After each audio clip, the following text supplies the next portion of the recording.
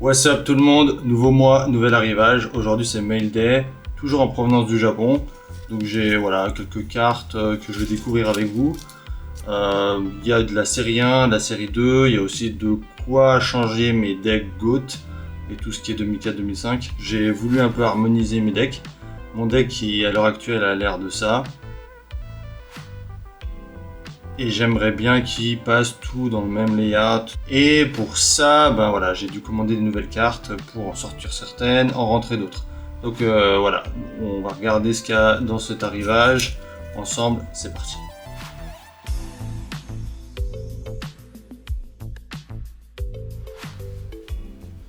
Ok, alors c'est parti pour cet opening. On va regarder ce qu'on a une par une.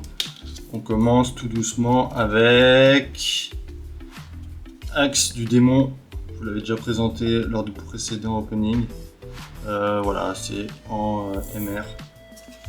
MR super, toujours aussi belle dans son artwork non censuré. Il m'en manquait.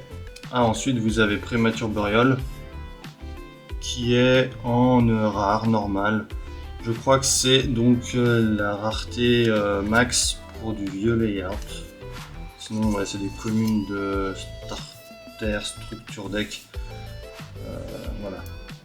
Même story pour le fameux Nobleman of Crosart en Curse of Anubis rare qui viendra du coup compléter mon set de draft. On continue je crois sur deux fois la même, c'est quoi ça plusieurs fois ouais. Sur du série 1 et 2, vous les avez reconnus. C'est les petits Scapegoat en L3 Limited Edition 3 de Joey. Je crois que c'est le premier print ever de Scapegoat, donc là en ultra, qui est de toute manière la rareté max pour série 1 et 2 en vieux layout. On a ensuite en toujours vieux layout carte destruction en secret, comme vous pouvez voir. C'est EX, mais EX du reprint R qui était donc sorti pendant série 2. On peut voir de toute façon que c'est série 2 vu qu'il y a le code et qui était je crois pas dans le box original du starter EX comme vous pouvez le voir dans notre vidéo sur le sujet d'ailleurs. Hop. On continue. Ok, alors une fois, je crois que j'ai deux fois, hop, la fameuse Slate Warrior ou Newto de son nom original. Carte de Kaiba, super belle en secret. Donc c'est une S2 d'un jeu PlayStation 2. Je crois qu'il y avait une version aussi ultra. Donc ça fait soit la secret, soit l'ultra, et là c'est la secret. Très belle. Carte énorme à l'époque qui a dû être limitée à 1 en OCG parce que 1900 d'attaque avec deux effets qui sont plutôt positifs, c'était assez fou. Donc voilà pour le premier batch de cartes en série 1 et série 2. Maintenant on attaque les séries 3 à 6 qui vont venir pour compléter, changer les cartes que j'ai dans mon deck GOAT. Donc voilà, ça c'est si je joue du Burn Warrior, des trucs un petit peu qui ont besoin de défense. En ultimate vous aviez donc, vous l'avez vu, le gardien, Big Shield Gardna, une deuxième fois, un peu plus destroy. Toujours en ultimate DL1. Si je ne m'abuse, ça aussi avoir une ultimate, le Blade Knight. Magnifique ultimate. Comme il brille. Hop. Et avec cette carte, même si je la voulais pas forcément, ouais, c'est ça. Ils m'ont offert cette carte là, donc je l'ai prise. Je crois que c'est Hane Kuribo Level 10. Donc le Kuribo Ele niveau 10, je sais pas du tout ce qu'il fait. Mais énorme ultimate. Ensuite, une petite magicienne de la foi. Je crois que c'était en série 3 la max rareté que j'ai trouvé, même si elle est destroy, c'était une rare. Donc je l'ai prise. Je crois que j'en ai deux, c'était la troisième qui me manquait. On a le pépère Donzalug avec ses flingues de pirate, dans sa vraie version. Et pas avec ses deux épées, il a l'air de rien. Non, là c'est vraiment et en super. J'adore les super. On passe ensuite sur Debelu Franken. Hop, Cyberstein. Son nom TCG. Payez 5000. Vous ramenez Ultimate Blue Eyes ou un de ses copains. Et hop, avec un Megamorph en plus, vous gagnez en rare. Donc là, jusqu'à présent, pour ce qui est de la série 3 à 6, c'est que du max rareté. Même si pour certaines raretés, effectivement, on parle que de rare. Hein. C'est pas très élevé, mais c'est de la max rareté. Pareil pour Kaiku. Dans ce layout, c'est la max rareté. Puis bon, moi j'aime bien quand c'est sobre, donc ça me dérange pas. Ensuite, on passe sur... Voilà, alors ça c'est des normales parallèles Night Assassin ou Assassin de la nuit. Dans son nom original. Je sais pas si on voit l'effet de parallélisme de cette normale parallèle.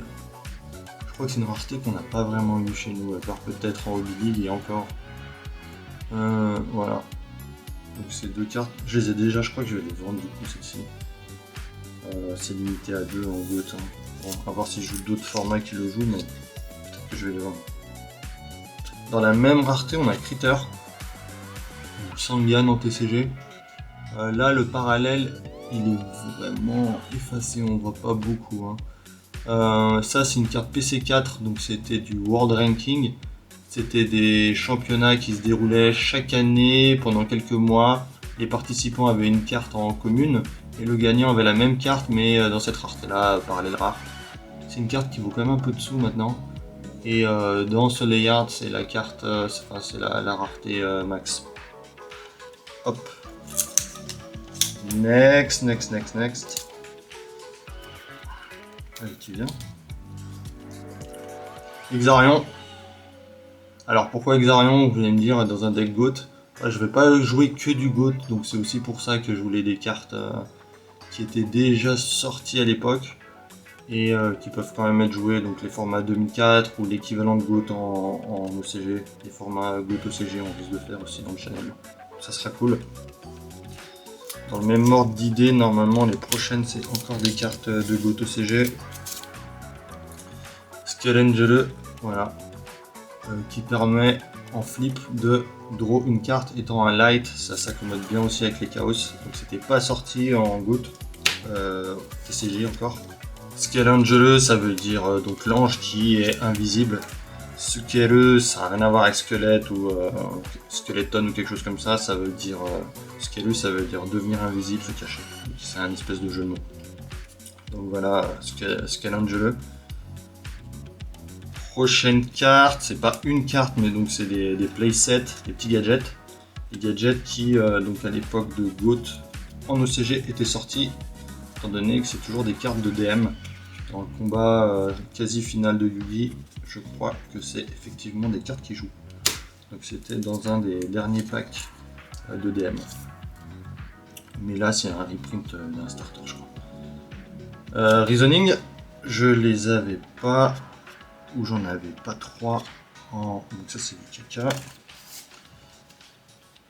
Voilà, Reasoning je ne l'avais pas 3 fois dans ce layout en série 3. Donc, série 3, 301, facile à retenir.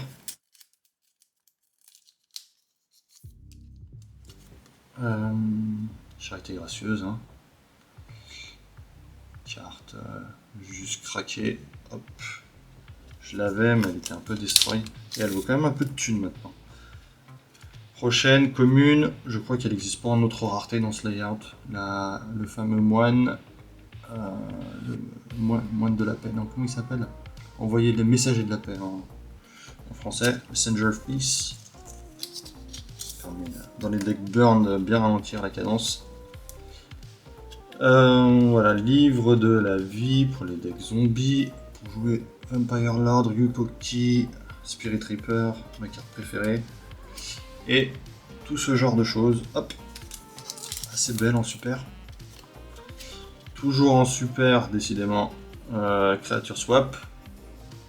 Ça aussi, c'est de la série 4.